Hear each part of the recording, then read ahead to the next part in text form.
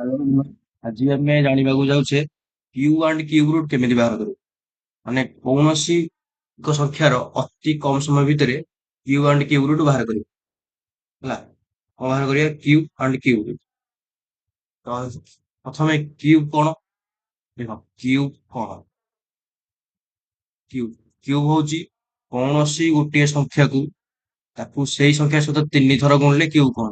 ମାନେ ମାନେ ହଉଛି ଗୋଟେ ସଂଖ୍ୟା ମନେକର 8। 8କୁ ଆମେ 3 ଥର ଗୁଣିବ ମାନେ 8 ଗୁଣନ 8 କେତେ? 512।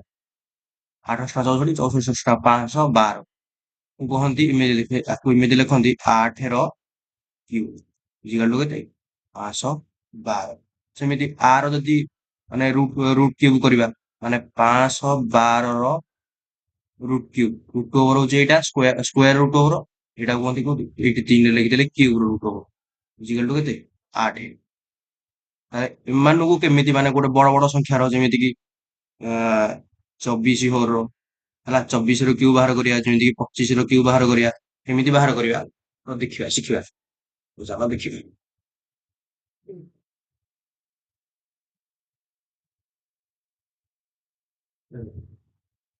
କ୍ୟୁବ ରୁଟ ବାହାର କରିବା ପୂର୍ବରୁ ତମକୁ ଗୋଟେ ସୂତ୍ର ଜାଣିବାକୁ ପଡିବ, ଯେମିତି କି a+b ର ହୋଲ କ୍ୟୁବ। ଏଟା ସମସ୍ତେ ଜାଣିଥିବ। a+b ର ହୋଲ କ୍ୟୁବ କଣ ସୂତ୍ର? ନା a cube plus b cube, sorry b cube ନୁହଁ, b କ୍ୟୁବ ନୁହଁ, b କ୍ୟୁବ ପଛରେ ଲେଖିବା। 3a ହେଲା square b plus 3ab square plus b ହେଲା। ଏଇଟାକୁ ଆମେ କେମିତି ମାନେ କେମିତି ୟୁଜ କରିବା? ଦେଖ, ଏଇ ଭାବରେ ୟୁଜ କରିବା। ମାନେ ଏମିତି ଲେଖିକି a କ୍ୟୁବ ଏମିତି ଲେଖିକି ୟୁଜ କରିବା। 3a square b 3ab square b cube ହେଲା। ଦେଖ ଗୋଟେ ସଂଖ୍ୟା ନବା, ଏକ୍ସାମ୍ପଲ ନବା। ଏକ୍ସାମ୍ପଲ ନେଲେ ହିଁ ବୁଝି ହବ। ଏକ୍ସାମ୍ପଲ ନବା, ମନେକର ବାହାର କରିବା 14ର କ୍ୟୁବ। 14ର କ୍ୟୁବ କେମିତି ବାହାର କରିବା? ଦେଖ, ଏଇ 14ରେ ହେଲା a ହଉଛି ଏଇଟା। ପ୍ରଥମ ସଂଖ୍ୟା କେବଳ a ହବ, ଗୋଟେ ସଂଖ୍ୟା। ପ୍ରଥମ ସଂଖ୍ୟା ହବ a। କେତେ ହବ? 1। ଯଦି a 1 ହେଲା ତାହେଲେ b କେତେ ହବ? 4 ହେଲା। ଏଇ ଫର୍ମୁଲା ଅନୁସାରେ, ଏଇ ଫର୍ମୁଲାକୁ ୟୁଜ କରିକି ଆମେ କରିବା। ଏଇ ଫର୍ମୁଲା ଅନୁସାରେ ଦେଖ, ନା a କ୍ୟୁବ ପ୍ରଥମେ 1ର କ୍ୟୁବ, a କ୍ୟୁବ ଲେଖିବା। ତାପରେ 3a ସ୍କୋୟାର b ମାନେ 3 ଇଣ୍ଟୁ 1ର ସ୍କୋୟାର b। ତାପରେ କଣ? b ନୁହଁ, ଏଇଠି 4। ଏଇଟା କେତେ? ଇଣ୍ଟୁ 4। ତାପରେ 3ab ସ୍କୋୟାର ମାନେ 3 into 1 into b square. b square value କେତେ? 4ର ସ୍କୋୟାର ହେଲା। ତାପରେ b ର ଭାଲ୍ୟୁ 4, 4ର କ୍ୟୁବ ହେଲା। ତାହେଲେ 1ର କ୍ୟୁବ କେତେ? 1। 3 କେ 3 3 ଚଉକୁ 12। ଏଠିକି ଲେଖିବ କେତେ? 12। ଏଇଟା 4 ଚଉକୁ 16, 16 ତିରିକି 48, 48। 4 ଚଉକୁ 16 ଚଉକୁ 64। ଏବେ କେମିତି ଲେଖିବା? ଦେଖ, ଏଇଟା ଯୋଉ 14 କେତେ ଡିଜିଟ କୁ ନେଇକି ହେଇଛି? 2ଟା ଡିଜିଟ। ମାନେ 14 ଦୁଇ ସଂଖ୍ୟା ବିଶିଷ୍ଟ। ଏଇଟା କୋଉ ବିଶିଷ୍ଟ ସଂଖ୍ୟା? ନା ଦୁଇ ସଂଖ୍ୟା। ଦୁଇ ସଂଖ୍ୟା, 2ଟା ସଂଖ୍ୟା ଅଛି, 14 ଏକ ଦୁଇ ସଂଖ୍ୟା ବିଶିଷ୍ଟ ସଂଖ୍ୟା। ଏଇ ଟାଇପର ଯଦି ଦୁଇ ସଂଖ୍ୟା ବିଶିଷ୍ଟ ସଂଖ୍ୟା ଥିବ, ତାହେଲେ ଏଇ ପ୍ରତି ଘରେ ଗୋଟିଏ ସଂଖ୍ୟା ରହିବ ହେଲା। ଦୁଇ ସଂଖ୍ୟା ବିଶିଷ୍ଟ ଥିଲେ ପ୍ରତି ଘରେ ଗୋଟେ ସଂଖ୍ୟା ରହିବ। ମାନେ 2ଟା ଡିଜିଟ, ତେଣୁ ଗୋଟେ ଗୋଟେ ଘର। ଏଇ ଘରେ କେତେଟା ସଂଖ୍ୟା ରହିବ? ଗୋଟେ ସଂଖ୍ୟା ରହିବ। ଏବେ 64 ଅଛି, ଗୋଟେ ସଂଖ୍ୟା ଆମେ ରଖିବା। ଏଇ ଘରେ 48 ଅଛି, 48 ନୁହଁ, 2ଟା ସଂଖ୍ୟା ଅଛି, ଗୋଟେ ସଂଖ୍ୟା ରଖିବା। ଏଇ ଘରେ ବି କଣ? ଗୋଟେ ସଂଖ୍ୟା ରହିବ। ଏଇ ଘରେ ଗୋଟେ ସଂଖ୍ୟା ରହିବ। ଏଇ ଘରେ ତ ଅଛି 1, ଯେମିତି ଏଇଠି 1 ଗୋଟେ ସଂଖ୍ୟା ଅଛି, ସେମିତି ସବୁଠି ଗୋଟେ ସଂଖ୍ୟା ରହିବ ହେଲା। ତାହେଲେ ଦେଖିବା କେମିତି। ଦେଖ, ପ୍ରଥମେ ଦେଖ, ଏଇଠି ଯୋଉ ନୁହଁ, ଏଇଠି ଏଇ ଗୋଟେ ସଂଖ୍ୟା ଭିତରୁ ଏଇ 4ଟାକୁ ହିଁ ରହିବ। ଏଇ 4ଟା ହେଲା, ଏଇ 6ଟା ଏପଟେ ଯାଇକି ମିଶିଯିବ। ସବୁବେଳେ ଏଇ ଶେଷ ସଂଖ୍ୟା ହିଁ ରହିବ। ଏଇ ଶେଷ ସଂଖ୍ୟାକୁ ରଖିବ, ଏଇ ମାନେ ତା ପୂର୍ବ ସଂଖ୍ୟାକୁ ତା ପୂର୍ବ ସଂଖ୍ୟା ସହିତ ମିଶାଇ ଦବ। ମାନେ ଶେଷ ସଂଖ୍ୟା ସବୁବେଳେ ରହିବ।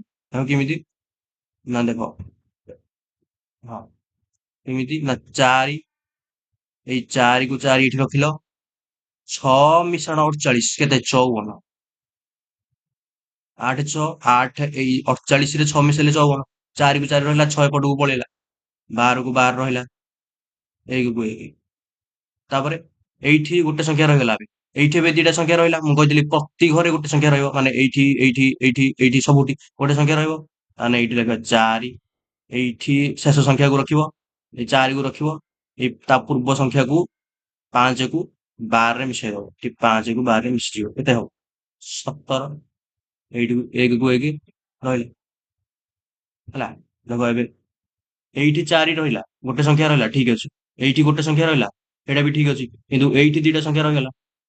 ଏଠି କଣ କରିବା, ଏ 17 କୁ ରଖିବା, ଶେଷ ସଂଖ୍ୟାକୁ ରଖିବା, ଶେଷ ସଂଖ୍ୟାକୁ ସବୁବେଳେ ରଖିବା, ଏ 17 କୁ ରଖିବା, ଏଇ 1 ଟାକୁ ଏଇଥିରେ ମିଶେଇବା, ମାନେ 2 1 ରେ ମିଶେଇଲେ 2 7 4 4, ତାହେଲେ 14 ର କ୍ୟୁବ କେତେ ହବ 27 24।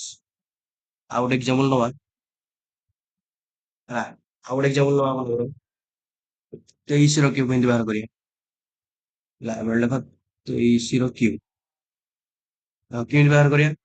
ବେସ୍ ହଉଛି ଆମର କଣ ନା ଏଇଟା, ମାନେ a cube 3a square b a b square b cube, ହେଲା। ଏଇଟାକୁ ତମେ ମନେ ରଖିବ, ହେଲା। ଆକୁ ବେସ୍ କରି କରାହବ। ଦେଖ କେମିତି, ମୁଁ କହିଥିଲି a ର ହଉଛି ପ୍ରଥମେ ଯୋଉ ସଂଖ୍ୟା ରହିବ ଏଇଟା ହଉଛି a, ମାନେ a ହଉଛି କେତେ 2, 2 ପଳେଇଲା, ଆଉ ରହିଲା କେତେ 3, 3 ହଉଛି b। ପ୍ରଥମ ସଂଖ୍ୟା ସବୁବେଳେ a, ଏପଟ ସଂଖ୍ୟା ଏଇଟା ଏମିତି format, b format, b format. b ର କ୍ୟୁବ, a ର ଭାଲ୍ୟୁ ହଉଛି 2, b ର ଭାଲ୍ୟୁ ହଉଛି କେତେ 3, b ର ଭାଲ୍ୟୁ କେତେ ହବ 3। ତାହେଲେ ଏବେ କଣ କରିବା, ଏଇ ଫର୍ମୁଲା ଅନୁସାରେ ଲେଖିବା। ଦେଖ a ର କ୍ୟୁବ, ମାନେ ଏଠି କେତେ ରହିବ 2 ର cube, 3a square b, 3 into 2 ର ସ୍କୋୟାର ଇଣ୍ଟୁ b, b କେତେ 3, 3ab square, 3 into 2 into b ର ସ୍କୋୟାର ମାନେ 3 ର ସ୍କୋୟାର, b କ୍ୟୁବ 3 ର କ୍ୟୁବ, 2 ର କ୍ୟୁବ କେତେ 8, ହେଲା। 3 3 9, 9 ଚଉକୁ 36, 36, ହେଲା। 3 3 9 3 27, ତୁଣ କେତେ 54। ତାପରେ 3 ର କ୍ୟୁବ, 3 3 9 3 27।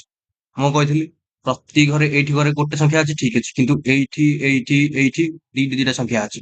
ଆମେ ଏପଟୁ, ହେଲା, ଏ ଶେଷ ପଟୁ ଆରମ୍ଭ କରିବା, ଗୋଟେ ଗୋଟେ ଗୋଟେ ଗୋଟେ ମିଶେଇ, ମାନେ ଏପଟୁ ଦେଖ, ଏପଟେ ଲେଖିବା କଣ, ଏପଟେ ଦିଟା ସଂଖ୍ୟା ଅଛି, ଗୋଟେ ସଂଖ୍ୟା ଦରକାର, ଶେଷ ସଂଖ୍ୟାକୁ ରଖ, ଏଇ 7 କୁ ରଖ, ତା ପୂର୍ବ ସଂଖ୍ୟା କେତେ 2, 2 କୁ ଏଇଥିରେ ମିଶେଇବେ, ଏପଟୁ ଯିବ, ଏପଟୁ, ହେଲା, ଏଇପଟୁ ହିଁ ଯିବ, ଏଇପଟୁ ଯିବ, 2 କୁ 54 ରେ ମିଶେଇ ଦବ, କେତେ 56, ଯେମିତି ଅଛି ସେମିତି ତାପରେ କହିବି 37। ତାପରେ ଦେଖ ଏଇଟା ଠିକ ହେଇଗଲା। ଏବେ ଏବେ ଆ ପାଳି, ଏଇ ଗୋଟେ ମାନେ ଏଇ ଘରେ ଗୋଟେ ସଂଖ୍ୟା ରହିଗଲା, ଏଇ ଘରେ କିନ୍ତୁ ଦିଟା ରହିଲା, ଏଇ ଘରେ କିନ୍ତୁ ଦିଟା ରହିଲା, ଏଇ ଘରେ ବି ଗୋଟେ ସଂଖ୍ୟା ଦରକାର, ହେଲା। ତାହେଲେ ଏଇ ଘରେ ଗୋଟେ ସଂଖ୍ୟା ଦରକାର, କେମିତି କରିବା, ଏଇଠିକୁ 7 କୁ 7 ରଖିବା, ଏପଟୁ ଯିବା, ଏଇ 7 କୁ 7 ରଖିବା, ଏଇଠି 6 ରହିଲା, ଶେଷ ସଂଖ୍ୟା 6 ରହିଲା, ତା ପୂର୍ବ ସଂଖ୍ୟା 5, ତା ପୂର୍ବ ସଂଖ୍ୟା 5 କୁ ଆମେ 36 ରେ ମିଶେଇବା, ଶେଷ ସଂଖ୍ୟା ରଖିବା, ପୂର୍ବ ସଂଖ୍ୟାକୁ ମିଶେଇଦବା, 36 ରେ 5 ଗଲେ କେତେ 41, 5 ଗଲେ ମିଶିଲେ 41, 8 କୁ 8 ରହିଲା। ତାପରେ କଣ, ଏଇଟା 7 ଠିକ ଅଛି, ଗୋଟେ ମାନେ ଏଇ ଘରେ 7 ଠିକ ଅଛି, ହେଲା। ଏଇ ଘରେ 6 ଠିକ ଅଛି, ଏଇ ଘରେ କିନ୍ତୁ ଦିଟା ସଂଖ୍ୟା ରହିଗଲା, ଗୋଟେ ସଂଖ୍ୟା ଦରକାର। ତାହେଲେ ଏବେ ଦେଖ 7 କୁ 7 ରଖିବା, ଠିକ ଅଛି, 6 କୁ 6 ରଖିବା, ଏଇଟା ବି ଠିକ ଅଛି। 41, 41 ରେ ଶେଷ ସଂଖ୍ୟା ରଖିବା 1, 1 ହଉଛି ଶେଷ ସଂଖ୍ୟା, 1 କୁ ରଖିବା, ତାପରେ ଏଇ 4 କୁ 8 ରେ କଣ ଗୁଣିଦବା, ମାନେ ମିଶେଇଦବା, 8 4 12। ଏବେ ଏଇଠି ବି ଦିଟା ସଂଖ୍ୟା ହେଇଗଲା। ଯଦି ଆ ପୂର୍ବରୁ ମନେକର ଆ ପୂର୍ବରେ ଆଉ କୋଉ ସଂଖ୍ୟା ଥାନ୍ତା, ତାହେଲେ ଆମେ 1 କୁ ବି ମିଶେଇଥାନ୍ତେ। ଆଉ କୋଉ ସଂଖ୍ୟା ନାହିଁ, ମାନେ ଏଇଠି ତ ସରିଗଲା ନା ଏଇଠି, ଏଇଠି ଆମର ସରିଗଲାନି କି 8 ପୂର୍ବରୁ ଆଉ କୋଉ ସଂଖ୍ୟା ନାହିଁ। ଯଦି ଆଉ କୋଉ ସଂଖ୍ୟା ଥାନ୍ତା ଆମେ ମିଶେଇଥାନ୍ତେ, ନାହିଁ। ତେଣୁ ଏଟା ଏତିକି ଶେଷ। ତାମାନେ ଏତିକି ରହୁଛି ଆନ୍ସର, ମାନେ 1 2 1 6 7, 1 2 1 6 7, ଏଇଟା ଆମର କଣ ଆନ୍ସର ହେଲା। ତାପରେ ଆଉ ଗୋଟେ ହିନ୍ତି କରିବା, ମନେକର ଏଠି କରିବା 38 ର କ୍ୟୁବ। 38 ର କ୍ୟୁବ ଦେଖ କେମିତି ହଉଛି। ପ୍ରଥମେ ଦେଖ ଏ ର ଭାଲ୍ୟୁ କେତେ, ଏ ବି ଫର୍ମାଟ ରେ ଏ ବି, ଏ ବି ର କ୍ୟୁବ 38 ର କ୍ୟୁବ, ଏ ବି, ଏ ବି, ଏ ବି ଫର୍ମାଟ। ତାମାନେ ଏ ର ଭାଲ୍ୟୁ କେତେ, 3, ଏ ର ଭାଲ୍ୟୁ 3, ବି ର ଭାଲ୍ୟୁ 8 ହେଲା। କେମିତି ଲେଖିବା, ଏଇ ଫର୍ମାଟକୁ ବେଶ କରି ଲେଖିବା, ଏଇ ଫର୍ମାଟକୁ ମାନେ କେମିତି ନା ଏ ର କ୍ୟୁବ 3 ର କ୍ୟୁବ ହେଲା, 3a ସ୍କୋୟାର ବି, 3 ଇଣ୍ଟୁ ଏ ସ୍କୋୟାର କେତେ 3 ସ୍କୋୟାର ଇଣ୍ଟୁ ବି, ବି ର ଭାଲ୍ୟୁ 8 ହେଲା, 3ab ସ୍କୋୟାର 3 ଇଣ୍ଟୁ 8 ର ସ୍କୋୟାର, ବି କ୍ୟୁବ ଭାଲ୍ୟୁ କେତେ 8 ର କ୍ୟୁବ, 8 ର କ୍ୟୁବ। ଏବେ ଦେଖ କେମିତି ଲେଖିବା, 3 ତିରିକି 9 ତିରିକି କେତେ 27 ହେଲା, 8 ତିରିକି 24, 24 ନୂଆ କେତେ 216, 8 ତିରିକି 24, 24 ନୂଆ କେତେ 216 ହେଲା। ତାପରେ 3 ତିରିକି 9, ଏଠି 9 ରହିଲା, 8 ଅଷ୍ଟା 64, 4 ନୂଆ 36, 6 ରଖିନେଲା 3, 9 6 54, 3 କେତେ 57, ମାନେ ଏଇଠି ରହିଲା କେତେ 566 ହେଲା। ତାପରେ 8 ର କ୍ୟୁବ କେତେ 8 ଅଷ୍ଟା 64, 64 ଅଷ୍ଟା 512। ମୁଁ କଣ କହିଥିଲି 38 ଅଛି ମାନେ ଦି ସଂଖ୍ୟା ବିଶିଷ୍ଟ, ପ୍ରତି ଘରେ ଗୋଟେ ଗୋଟେ ସଂଖ୍ୟା ରହିବ। ଦେଖ ପ୍ରତି ଘରେ 3 3ଟା ଅଛି, ଏଇଠି ବି 2ଟା ଅଛି, ଏଇଠି 3ଟା, ଏଇଠି 3ଟା, ଏଇଠି 3ଟା, ଏଇଠି 2ଟା। ଦେଖ ପ୍ରତି ଘରେ ଗୋଟେ ଗୋଟେ ରଖିବା, ମାନେ ଏଇ 2 କୁ ରଖିବା, ଆମେ ଏଇ ଶେଷ ସଂଖ୍ୟାକୁ ସବୁବେଳେ ରଖିବା। ଏଇ ପ୍ରଥମ 2ଟା ସଂଖ୍ୟା, 3ଟା ସଂଖ୍ୟା ହେଇଥିଲେ ବି ମିଶେଇଥାନ୍ତେ, 2ଟା ସଂଖ୍ୟା ଅଛି, ଏଇ 2ଟା ସଂଖ୍ୟାକୁ ଆମେ ଏଇଠି ମିଶେଇବା, ମାନେ 576 ରେ 51 ମିଶେଇଦବା, ଏଇଠି ଲେଖିବା +51। ଦେଖ କେମିତି କରିବା, ଶେଷ ଆଡୁ ଲେଖିବା, ଆମେ ଶେଷ ଆଡୁ ଗାର ପକେଇକି ଲେଖିବା 2 ହେଲା। ଏଠି ଲେଖିବା, ଏଇଠି 551 କୁ ମିଶେଇଦବା, 51 କୁ ମିଶେଇଲେ କେତେ 6 1 7, 5 7 12, 2 ରଖି ନେଲା 1, ସରି ଏଇଟା 7 ହବ, 6 1 7, 5 7 12, 2 ରଖି ନେଲା 1, 5 କେତେ 627 ରହିଲା। ତାପରେ ଯେମିତି ସଂଖ୍ୟା ଅଛି ସେମିତି ଲେଖିବା, 216 କୁ 216, 27 କୁ 27। ତାପରେ ଦେଖ ଏଇଠି ରଖିବା, ଏଇଠି ଗୋଟେ ସଂଖ୍ୟା ରହିଲା, କିନ୍ତୁ ଏଇଠି 3ଟା ସଂଖ୍ୟା ରହିଲା।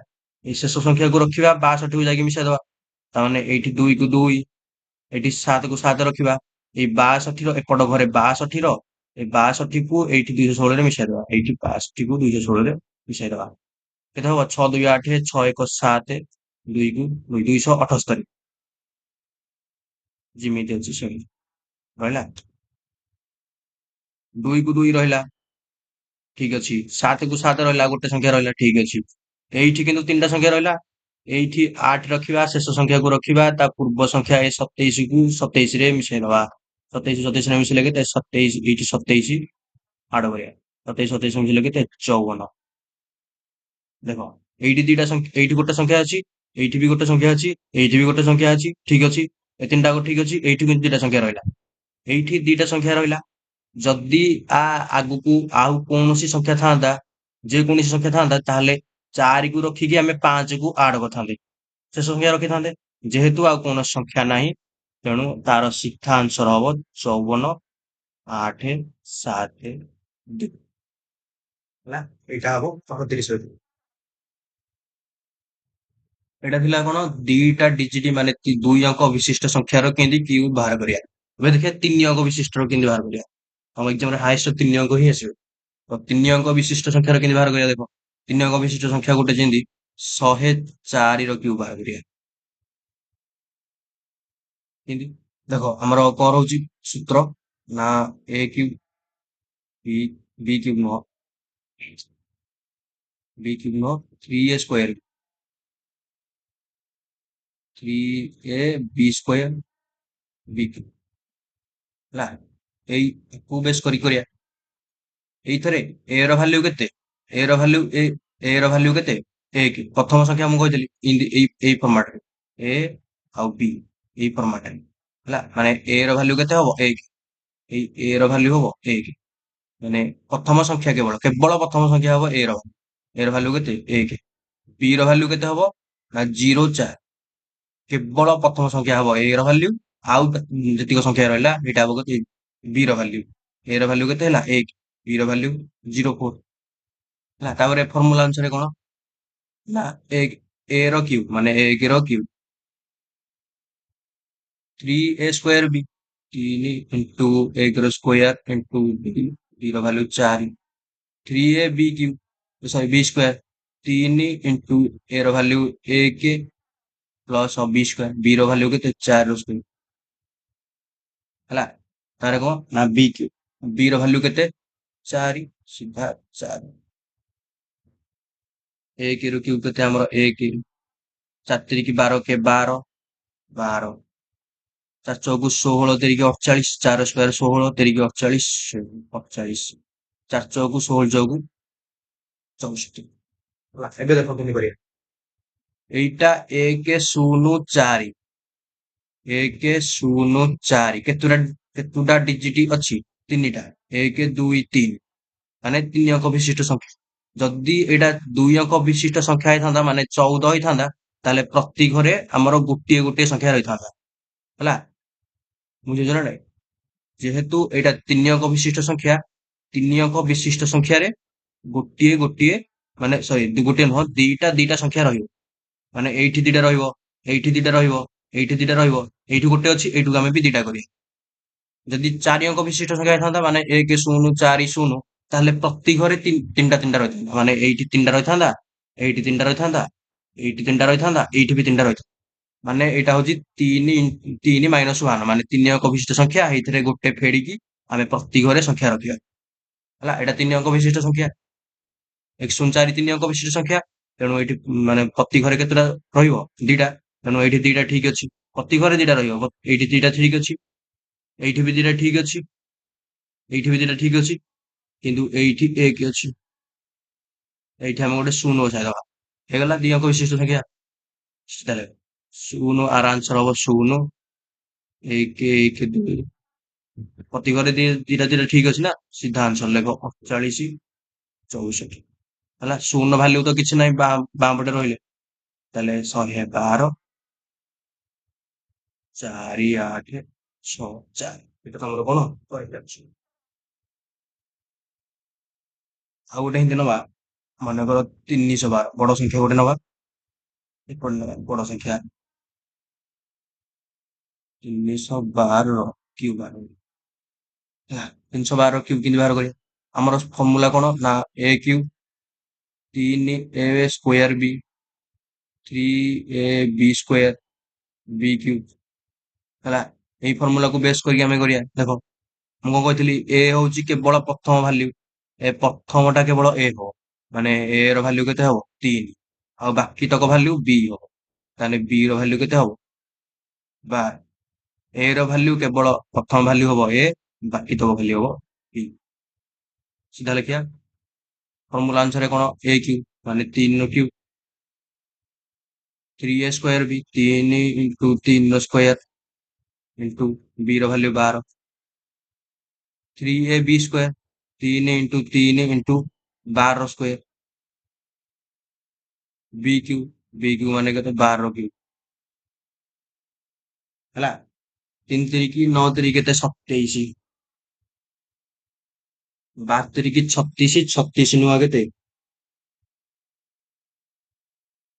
ଏଠି 27, 3 3 9 3 27 ଇଣ୍ଟୁ 12, 12 ସତା 84, 4 ରଖିନେଲା 8, 12 ଦୁଗୁଣେ 24, 8 କେତେ 32 ଗଲା। ତାପରେ କେତେ 3 3 9, 12 3 3 9, 12 ର ସ୍କୋୟାର କେତେ 144, 4 ନୂଆ 36, 6 ରଖିନେଲା 3, 14 ନୂଆ 126, 3 କେତେ 129, 1296। ତାପରେ 12 କ୍ୟୁବ କେତେ 1728, ଏଇଟା 1720। ତାପରେ କଣ କରିବା, ମୁଁ କହିଥିଲି 3 ଅଙ୍କ ବିଶିଷ୍ଟ ସଂଖ୍ୟା ଥିଲେ ଆମେ ଦିଟା ଅଙ୍କ ରଖିବା, এইଠି ଏବେ କେତେ ଦିଟା ଅଛି, ଏଇଟା ଠିକ ଅଛି। ଏଇଠି ଏବେ ତିନିଟା ଅଛି। ଏଇଠି 1296 ଚାରିଟା ଅଛି। ଏଇଠି 1728 ଚାରିଟା ଅଛି। ଆମେ କଣ କରିବା ନା ଲାଷ୍ଟ ଦିଟା ସଂଖ୍ୟା ରଖିବା। ଦିଟା ସଂଖ୍ୟା ଦରକାର ନା, ଯଦି ଗୋଟେ ସଂଖ୍ୟା ଦରକାର ହେଇଥାନ୍ତା 8 ରଖିଥାନ୍ତା, ଦିଟା ସଂଖ୍ୟା ଦରକାର, ତେଣୁ ଲାଷ୍ଟ ଦିଟା ରଖିବା। ଏଇ ଲାଷ୍ଟ ଦିଟାକୁ ଆମେ ରଖିବା। ରଖିବା ମାନେ ଏଇଠି ରଖିବା 28। ତାହେଲେ ଏଇ ଯୋଉ 17କୁ 1296 ଆଡ କରିଦେବା।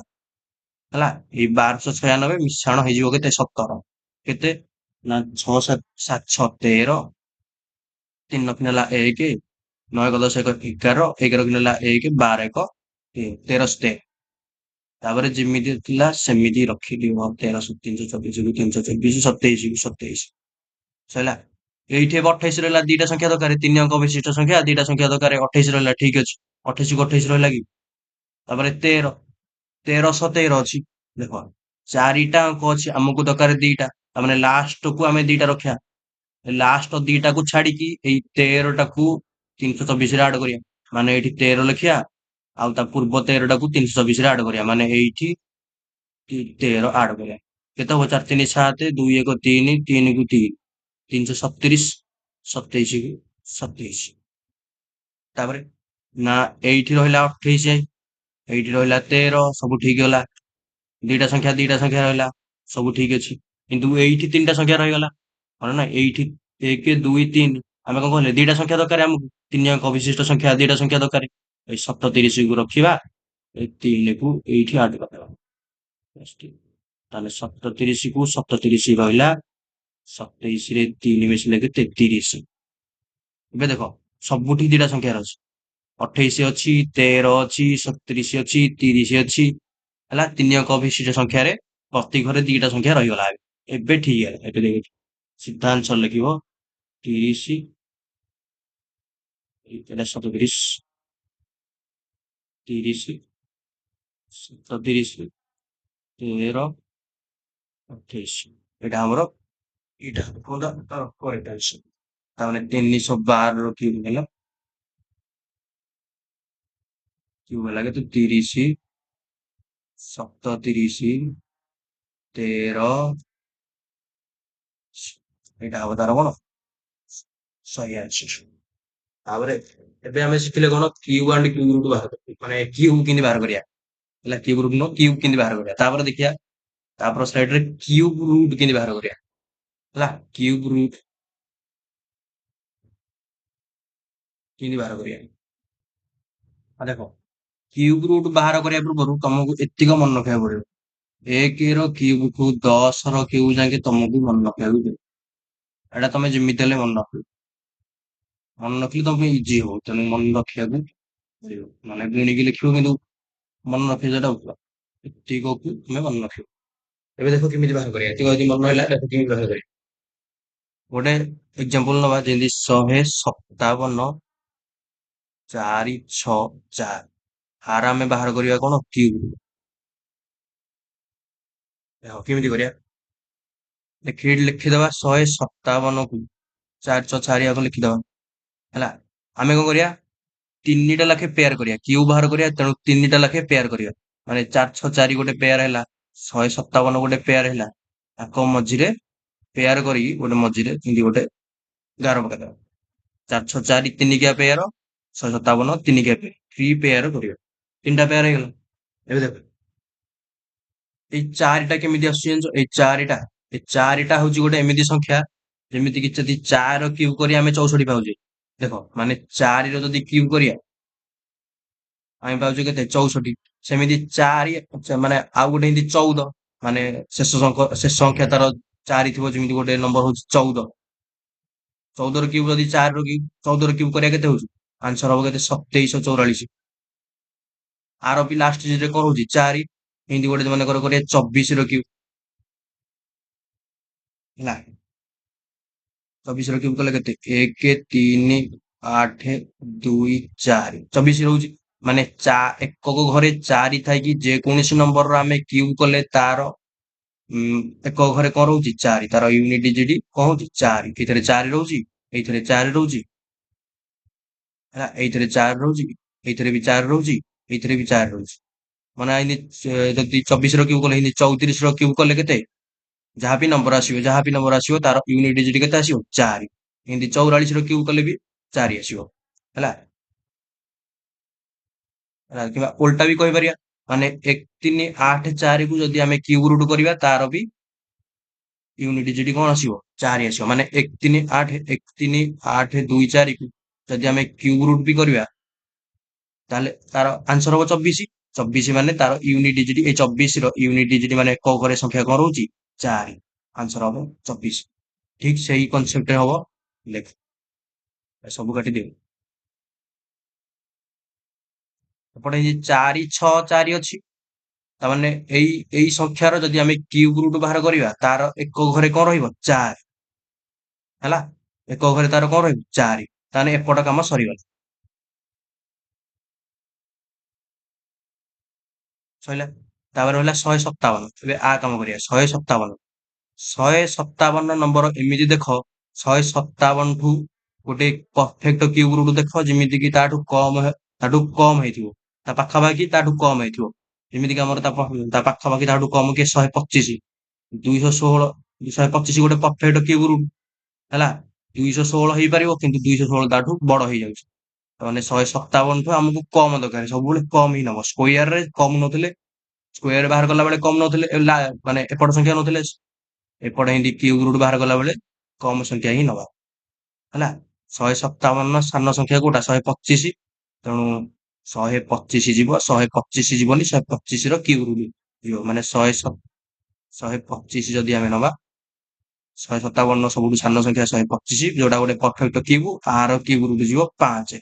125 ର କ୍ୟୁବ୍ ରୁଟ୍ 5, ମାନେ ଆନ୍ସର କେତେ ହବ 54। এইটা হব 175 464। 1 5 7 404 ର କ୍ୟୁବ୍ ରୁଟ୍ କେତେ 54। ଆଉ ଗୋଟେ ଏମିତି କରିବା, ଆଉ ନମ୍ବର କରିବା ଦେଖ 4 4 3 8 9 7 6 କ୍ୟୁବ୍ ରୁଟ୍ ବାହାର କରିବା। କଣ ବାହାର କରିବା କ୍ୟୁବ୍। ଦେଖ କେମିତି ବାହାରୁଛି 4 3 8 9 7 6।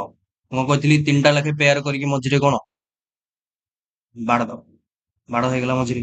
ତାପରେ ଦେଖ ଏଇ 6, ଏଇ 6 ଗୋଟେ ଏମିତି ସଂଖ୍ୟା, ମାନେ ଯୋଉଟାକୁ ଆମେ ଯଦି କ୍ୟୁବ୍ କରିବା ତାର ୟୁନିଟ୍ ଯଦି 6 ଆସିବ। ମାନେ କେମିତି, ଯେମିତି 14 ର କରିଥିଲେ, ମାନେ 6 ର କ୍ୟୁବ୍ କଲେ କେତେ 216, 16 ର କ୍ୟୁବ୍ କଲେ ଏମିତି କେତେ ହବ 40 96, 26 ର କ୍ୟୁବ୍ କଲେ କେମିତି ହବ କେତେ ହବ ନା 175 76 ହେଲା। ଲାଷ୍ଟ ୟୁନିଟ୍ ଡିଜିଟ୍ କେତେ ହଉଛି 6। ଯଦି 36 ର ବି କ୍ୟୁବ୍ କରିବା, ଏପଟେ ଯେତେ ନମ୍ବର ଆସିଲେ ବି ତାର ୟୁନିଟ୍ ଡିଜିଟ୍ କେତେ ଆସିବ 6। ସେଇପରି ସେଇପରି ଏଇଠି ଯଦି ଏମିତି ଏଇ ନମ୍ବର ଯଦି ଆମେ କ୍ୟୁବ୍ ରୁଟ୍ କରିବା ତାର ୟୁନିଟ୍ ଡିଜିଟ୍ କେତେ ଆସିବ 6। ମାନେ ଏଇ ନମ୍ବର ଯାହା ବି ହଉ ତାର ୟୁନିଟ୍ ଡିଜିଟ୍ କେତେ ଆସିବ 6। ଯଦି କ୍ୟୁବ୍ ରୁଟ୍ କରିବା ତାର ୟୁନିଟ୍ ଡିଜିଟ୍ ମାନେ ଲାଷ୍ଟ ସଂଖ୍ୟା କେତେ ଆସିବ 6 ଆସିବ। ଏବେ ଆ କାମ ସରିଗଲା। ଏବେ ଦେଖ 4 3 8। ଏଇ 4 3 8 ଠୁ ସାନ ଗୋଟେ ପରଫେକ୍ଟ କ୍ୟୁବ୍ କୋଉଟା 512 ହବ କି 4 3 8 ଠୁ ବଡ ହେଇଯାଉଛି ନା ହବନି। 734 ବି ହବନି। 216 ହବ କିନ୍ତୁ ବହୁତ, ମାନେ ପାଖାପାଖି ନିୟରେଷ୍ଟ ଦରକାର ନା। 216 ହବ କିନ୍ତୁ ଆହୁରି ବେଶୀ ସାନ ହଉଛି, ତା ଅପେକ୍ଷା ଆମେ 343 ନେଇଯିବା। ମାନେ 4 3 8 ଠୁ ଲାଗା ଲାଗି ହେଇକି ଅଛି, 343 ଗୋଟେ ପରଫେକ୍ଟ କ୍ୟୁବ୍। ପରଫେକ୍ଟ କ୍ୟୁବ୍ ଯେହେତୁ 7, ତାହେଲେ 4 3 8 9 7 6 ର ରୁଟ୍ କ୍ୟୁବ୍ କେତେ ହବ 76। 438,976 ର ରୁଟ୍ କ୍ୟୁବ୍ କେତେ ହବ 76 ହେଲା। ତ ଆଶା କରୁଛି ଏଇଟା ସମସ୍ତେ ଭଲରେ ବୁଝିପାରିଥିବ। ଏଇଟା ସବୁଠୁ ଇଜି ଟ୍ରିକ୍, ସହଜ ବି ଟ୍ରିକ୍ ଏଇଟା, ସ୍କୋୟାର ଠୁ ବି ସହଜ, ମାନେ କ୍ୟୁବ୍ ରୁଟ୍ ବାହାର କରିବାରେ। ଏବେ ତମକୁ ଦିଟା ନମ୍ବର ଦଉଛି,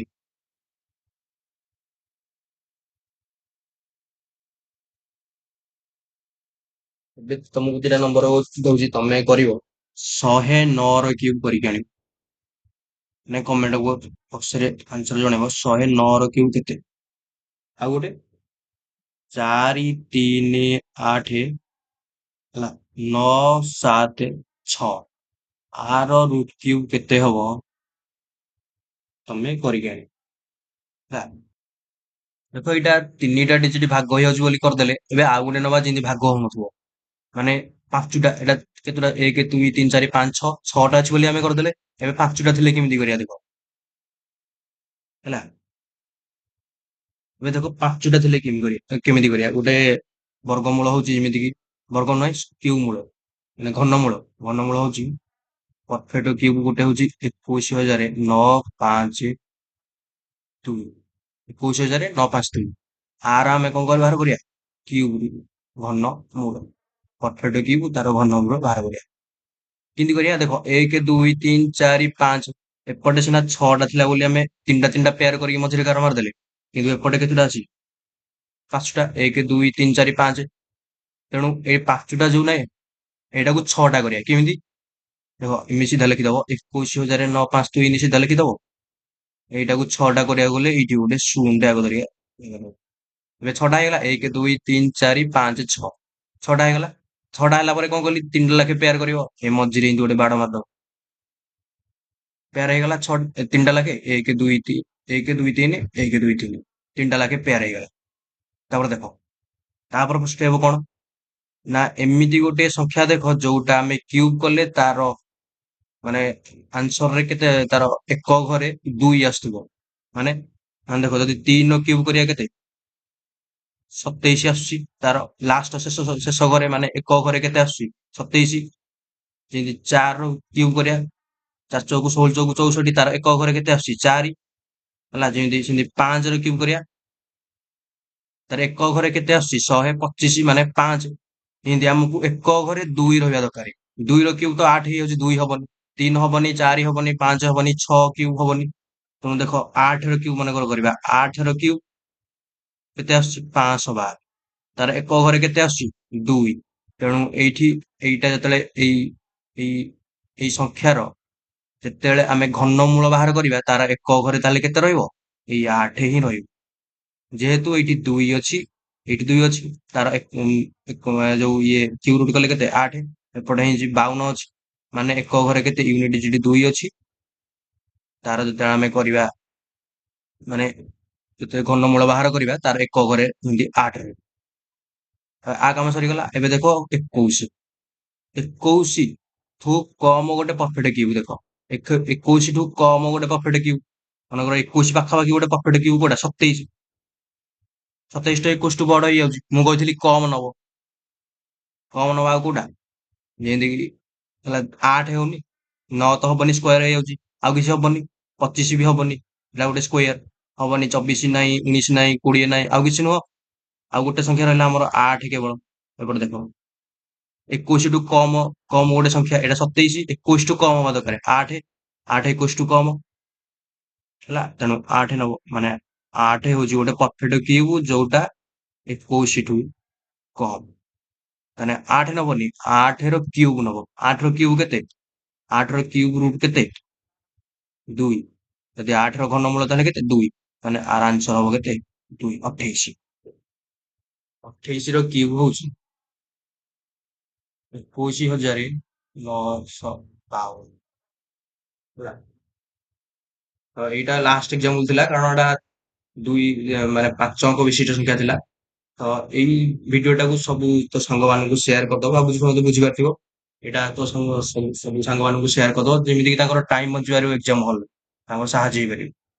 ଆଉ ଭିଡିଓଟିକୁ ମାନେ ଚ୍ୟାନେଲକୁ ସବସ୍କ୍ରାଇବ ମଧ୍ୟ କରିଦବ। ଆହୁରି ବି ଅନ୍ୟ ଅନ୍ୟ କିଛି ଟ୍ରିକ୍ ଆଣିବା, ଆହୁରି କେତେ ଟ୍ରିକ୍ ଆଣିବା, ଯେମିତି ମାନେ ତମ ଏକ୍ସାମ ହଲରେ ଟାଇମ ସେଭ ହେଇପାରିବ।